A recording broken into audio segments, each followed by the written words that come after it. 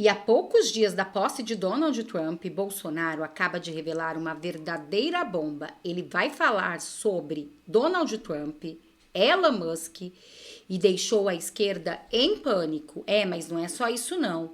Acaba de ser revelado uma carta na manga de Bolsonaro que pode mudar tudo e trazer a elegibilidade e torná-lo presidente em 2026. E entre outras notícias que prometem incendiar o STF, olhem o que disse Bolsonaro e logo depois vejam esta carta na manga, que promete mudar tudo no mundo da política. O senhor acha que pode vir também via Congresso? Há uma discussão até, o senhor fala-se de duas anistias, a anistia do 8 de janeiro e uma eventual anistia para permitir a sua elegibilidade. O senhor acha que também pode ser possível via Congresso Nacional? Pode ser também. E os ventos da democracia, como está na matéria da Folha de São Paulo, sopraram na Argentina, municipais aqui, americanas, e o mundo todo está voltando-se à direita, cansaram da agenda woke, cansaram daquela questão da diversidade, cansaram de se atacar aí os valores familiares. Ou seja, o ser humano, em sua grande maioria, quer realmente aquilo que eu sempre defendi como deputado, que inclusive tornei conhecido por defender esse tipo de agenda. Família, bons costumes, liberdade, né? Apesar de me acusarem exatamente o contrário. Presidente, e muitos dos seus aliados têm falado que a eleição do Trump anima para o senhor vir a disputar em 2026, mas de forma prática, como é que o senhor enxerga que o Trump pode vir a influenciar aqui, seja no Judiciário, seja no Congresso Nacional, para que o senhor consiga disputar em 2026? Os Estados Unidos é uma potência econômica, militar e também o maior país democrático do mundo.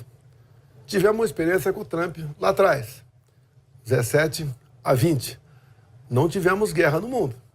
Obviamente, na reta final, ele sofreu muito com a pandemia.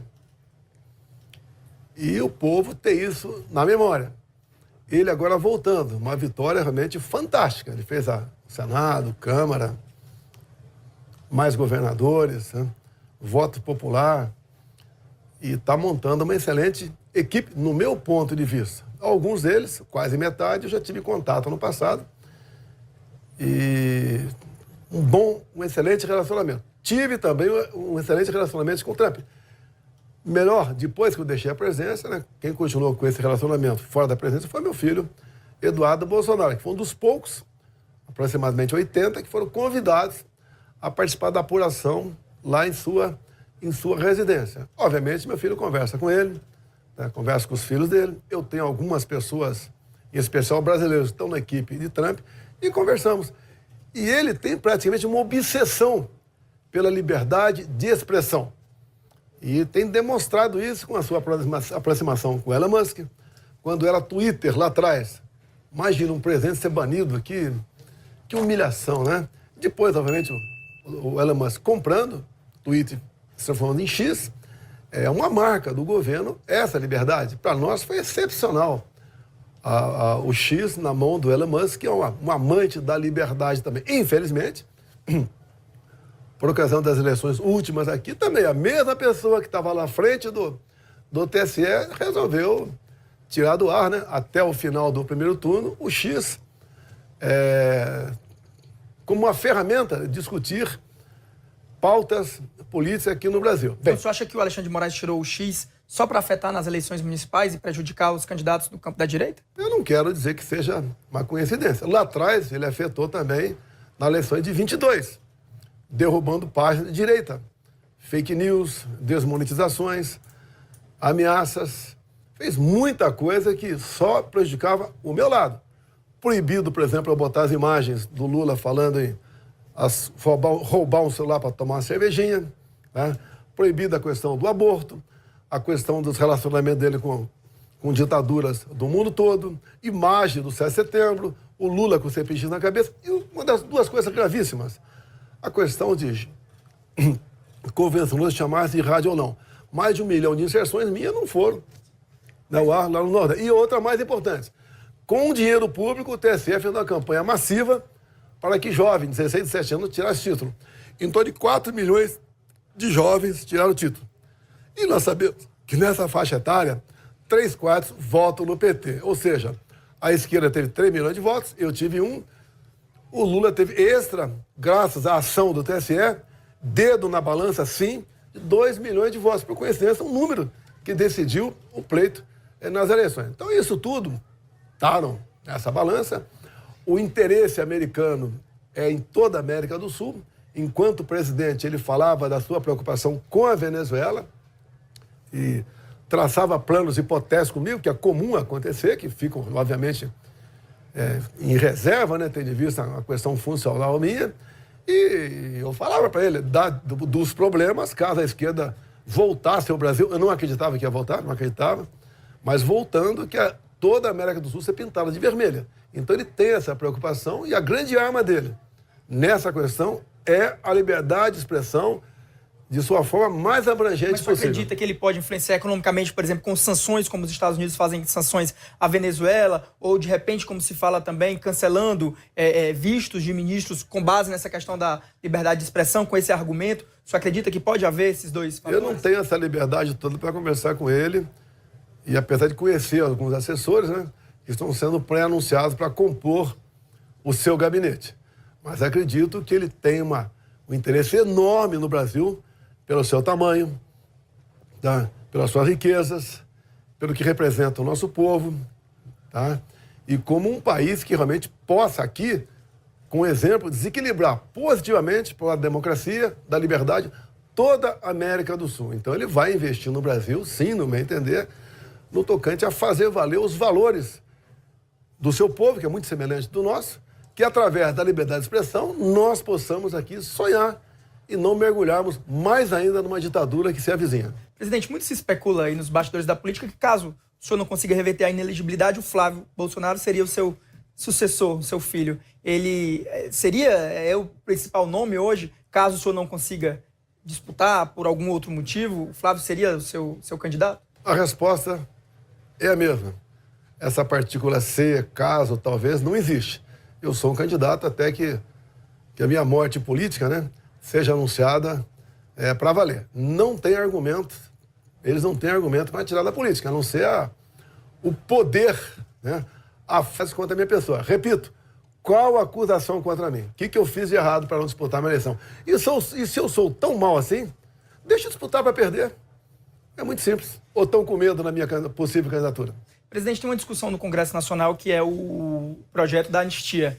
O Lira prometeu criar aquela comissão, até agora não criou. O senhor acha que ele fez aquele caminho ali para deixar o tema de lado? Ele diz, inclusive, que chegou a conversar com o senhor ou com interlocutores seu num acordo para tirar da CCJ e jogar para uma comissão especial. O Bolsonaro ele tem uma arma secreta que ele vai usar agora no Supremo Tribunal Federal e eu vou contar para você qual que é. Fica aqui comigo. Você que já segue o canal, olha aí na tela. Você já sabe que o ministro Alexandre de Moraes e o Procurador-Geral da República, o Paulo Gonet, eles suspenderam as férias de janeiro para que a denúncia contra o Bolsonaro, denúncia é o nome que a gente dá para acusação criminal formal, então eles suspenderam as férias para que a denúncia contra o Bolsonaro seja apresentada e recebida ainda nesse mês de janeiro. Mas por que a pressa, Deltan?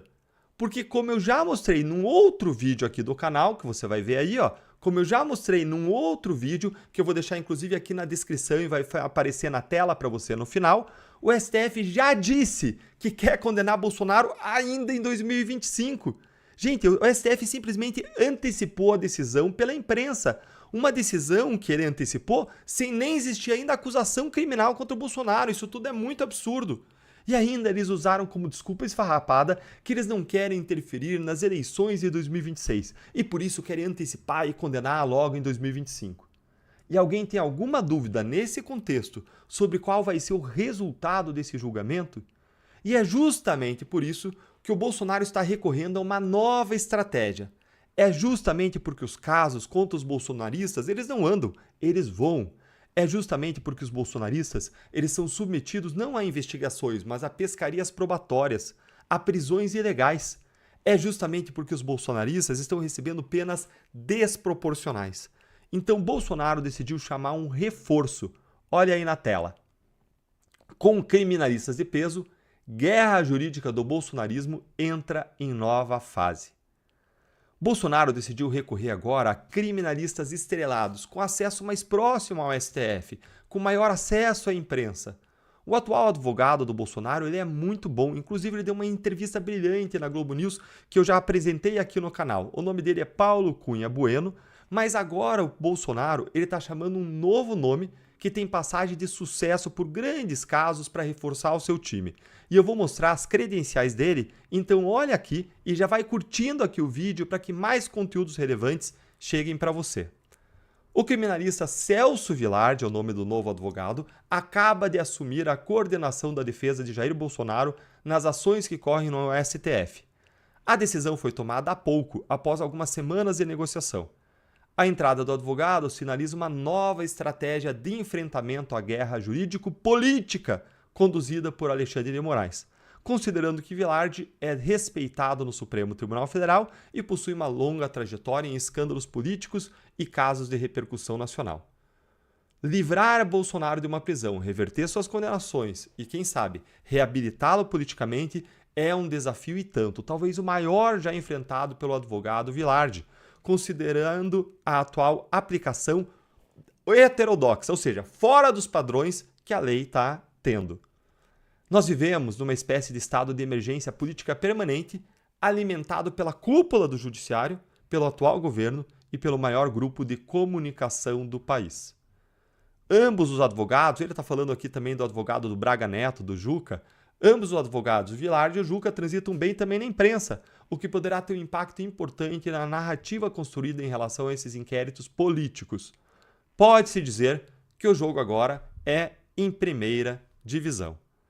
Gente, diante dessa notícia, a questão que fica é: o novo advogado, essa arma secreta que agora o Bolsonaro vai tornar pública, que vai usar, vai de fato ajudá-lo? De um lado, você deve estar pensando aí, o Vilardi é muito bom tecnicamente, mas o que nós temos visto é que as decisões envolvendo Bolsonaro são políticas e não jurídicas. Então, de que adianta? De outro lado, se as decisões são políticas e se os ventos da política mudam, uma boa estratégia jurídica pode postergar o final desse caso, levando-o para depois das eleições de 2026, quando o cenário vai ser diferente e as teses jurídicas poderão ser examinadas com alguma isenção. Ou então ele pode levar o caso de um modo mais forte e firme para a Corte Interamericana de Direitos Humanos, onde eu estou certo de que grande parte das decisões do STF vão ser revertidas. Mas agora eu quero ouvir a sua opinião. O que você achou dessa arma secreta que já vinha sendo preparada e veio a público agora? Conta pra mim que eu quero ouvir a sua opinião nos comentários, mas antes não esquece de curtir o vídeo, seguir o canal para você ficar bem informado e não deixe de ver os vídeos daqui da tela sobre a suspensão das férias do Moraes, sobre a intenção de condenarem o Bolsonaro ainda em 2025 e ainda da entrevista do atual advogado do Bolsonaro, Paulo Bueno. Um grande abraço.